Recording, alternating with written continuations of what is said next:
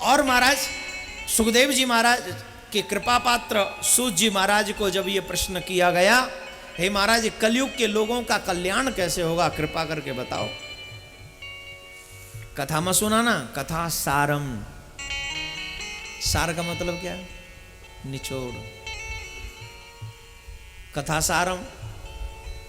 तुम ऋषि मुनि हो, तुम पे समय नहीं है? बोले समय तो है, कलयुग के लोगों पे समय नहीं है। कलयुग के लोग जल्दी से जल्दी पाना चाहते हैं सब कुछ।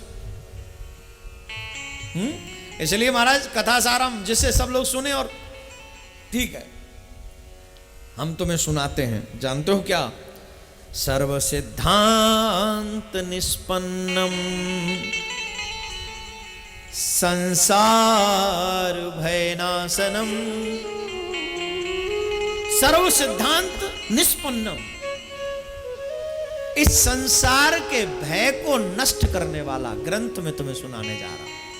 अच्छा एक बात बताओ, यहां पर बड़े बड़े लोग भी बैठते हैं और छोटे छोटे लोग भी बैठे हैं, क्या तुम्हारे मन में दुनिया का भय नहीं है? बोलो है कि नहीं? बड़े लोगों को भय है कहीं बिजनेस में घाटा ना हो जाए, छोटे लोगों को भय है कल रोटी मिलेगी कि नहीं, मिडिल क्लास लोगों को भय है पेट्रोल डीजल और महंगा हो गया तो क्या होगा, और जो सर्व आनंद है उनको भय है मेरे बच्चे मेरी बात मानेंगे कि नहीं, किसी को भय है मेरी बहू आके सेवा करेगी कि नहीं, किसी को भय है मेरा बेटा मेरी बात सुनेगा कि नहीं, किसी को भय है मुझे रोटी मिलेगी कि नहीं, किसी को भय है मुझे मेरा बिजनेस चलेगा कि नहीं, किसी को भय है कि मैं कब तक जिंदा रहूंगा।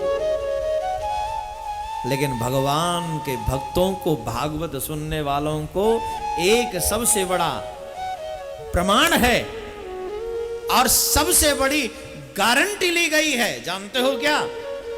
संसार भयनाशनम।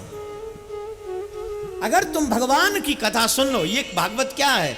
सर्व, ये जो भागवत है ये साधारण नहीं है। सर्व सिद्धांत निष्पन्नम, वेद शास्त्र पुराण ये सब का निचोड़ है, ये सब का सार है। संसार भयनाशनम, दुनिया के भय से तुम्हें मुक्त कर देगी ये भागवत। भाई देखो, जब तक एक बात बताओ, तुम गंगा जी में नहाया हो बिना ये जाने कि गंगा में स्नान का फल क्या है, तो कोई आनंद आएगा?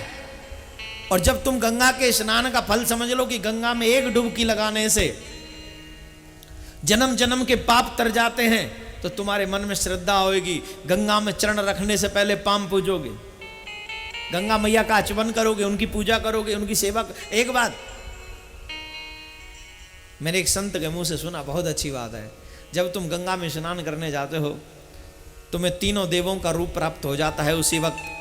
जब तुम पहला चरण रखते हो गंगा में, तब तुम नारायण का रूप होते हो, और जब तुम डुबकी लगाते हो उस गंगा में, तब तुम शिव का रूप होते हो, गंगा तुम्हारे सर पे विराजमान होती है। और जब तुम जल लेकर उस अपने पात्र में अपने घर के लिए आते हो, तब तुम ब्रह्मा का स्वरूप हो जाते हो, क्योंकि ब्रह्मा के कमंडल में गंगा विराजमान रहती है। इतना फल है, क्योंकि महात्मा होगा तो तुम्हें उसमें स्नान करने का आनंद मिलेगा। जब तुम्हें महात्मा मालूम होगा और भागवत का महात्मा तुम्हें मालूम होगा, तो इसी भागवत के प्रति तुम्हारी श्रद्धा होगी और सुनने में तुम्हें आनंद आएगा। तो संसार भय नाशनम, संसार के हर भय से तुम्हें मुक्ति मिलती है। इस संसार में कोई तुम्हारा नहीं है जिसके लिए तुम रोते हो, जो चला गया, जो तुम्हारा नहीं था। तुमने खो क्या दिया जो तुम्हारे पास था? तुम्हारे पास कुछ नहीं है, तेरा कुछ नहीं है, तेरा कोई नुकसान नहीं है, तेरा प्रॉफिट ही प्रॉफिट है। जब तक तू जिंदा है तब तक प्रॉफिट की उम्मीद बनाए रख। नुकसान तो उस दिन होगा जब तेरी सांसें निकल जाएंगी, और तब तू खो चुका होगा तेरा बहुमूल्य जीवन, और तब तू बिछड़ गया होगा अपने प्रियतम से, अपने गोविंद से, अपने कृष्ण से। इस संसार में अगर तेरा कोई है तो वो है सिर्फ तेरा कर्म, तेरा कृष्ण, तेरा गोविंद। अच्छे कर्म कर तो तू ही तेरा है, बाकी का कोई तेरा नहीं।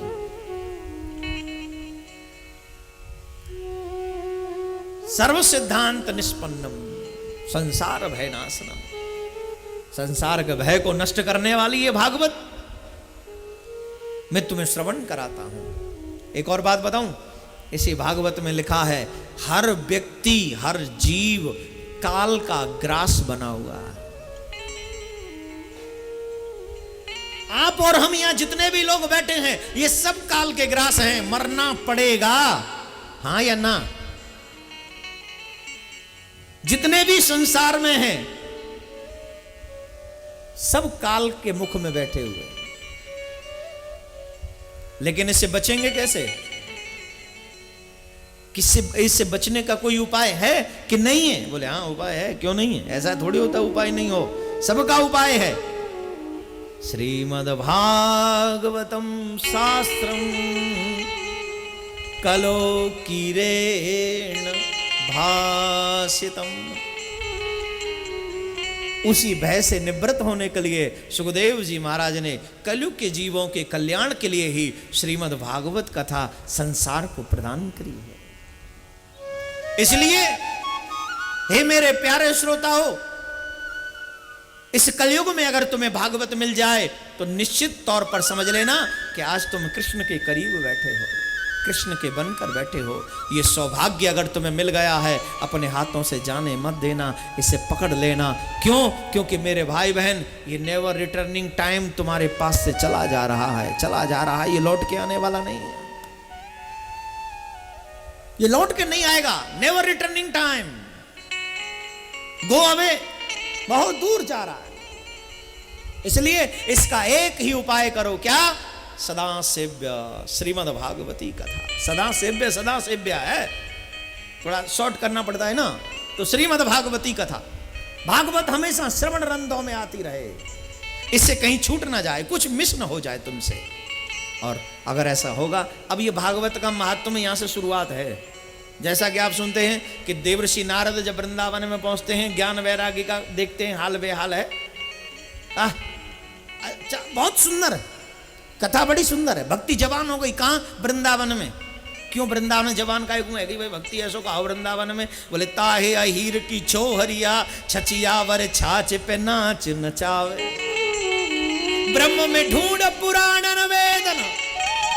जिस ब्रह्म को मैं वेदों में ढूंढता रहा, पुराणों में ढूंढता रहा, शास्त्रों में ढूंढता रहा, वो कहीं मुझे दिखाई नहीं पड़ा। और पड़ा तो कहां? ताहे अहीर की छोहरिया नाचे नंदलाल, नचावे हर की मैया,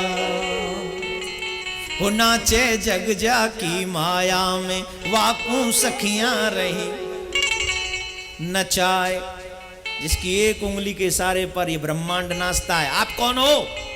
आप कौन है? मैं कौन हूं? हम सब उसी की उंगली के इशारे पर नाचने वाली कठपुतलियां हैं। हम कठपुतली तेरे हाथ की है, हम कठपुतली तेरे हाथ की, चाहे जैसे नचाले मुरलिया वाले, चाहे जैसे नचाले मुरलिया वाले, जीवन है तेरे हवाले मुरलिया वाले, हम मुरली हैं। अब खो जाओ इसमें, कहां कथा पूरी होगी? इसलिए जवान है भक्ति में। क्यों? बोले कृष्ण को प्रेम करने वालों की वो ब्रह्म, जिसको लोग कहते हैं निराकार है, निर्गुण निराकार है, वही सगुण साकार होकर बंसी बजावे, माखन चुरावे और गोपियों के चित्त को चुरावे और गोपियों का आलिंगन करते हुए कहे कि मैं तुम्हारो और तुम मेरी। इससे बड़ा प्रेम क्या होगा?